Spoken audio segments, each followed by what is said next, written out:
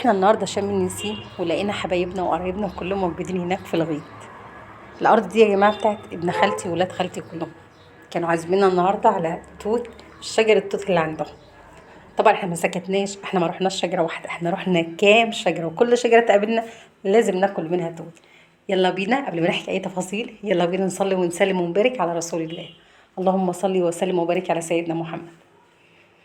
عايزه اقول لكم النهارده العيال كلها كانت فرحانه ومبسوطه بيوم شم النسيم. طبعا انا من الناس اللي مش بحب الفسيخ ولا رنجة ولا اي حاجه من الكلام ده، بس كنت فرحانه جدا ان احنا خارجين علشان نشوف التوت والعيال فرحانه وكده. بصراحه كان يوم جميل. صور محمد عشان مسحنا يطلعوا كلنا عليك. فيه. طبعا محمد على الشجره زي ما انتم شايفين.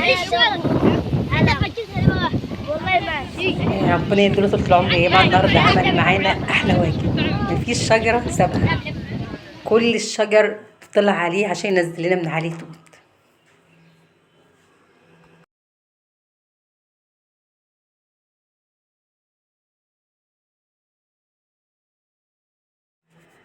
ما شاء الله اللهم بارك، كانت كل شجرة لازم تنزل توت كتير جدا. طبعا ده نوع من انواع التوت، احنا كنا توت اخضر، كان في توت احمر احنا جبناه برضو.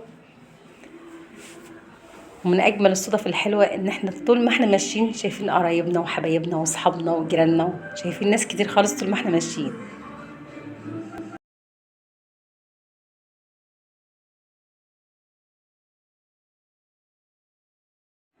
ومن اجمل الصدف ان احنا واحنا ماشيين لقينا احمد في وشنا.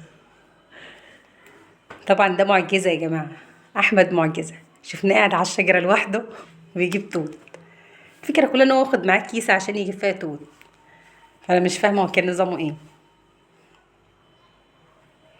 طبعا هو اتفاجئ بينا واحنا ماشيين كده وهو على الشجره.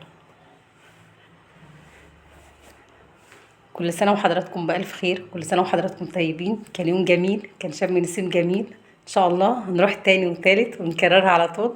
كل سنه وحضراتكم بالف خير. السلام عليكم.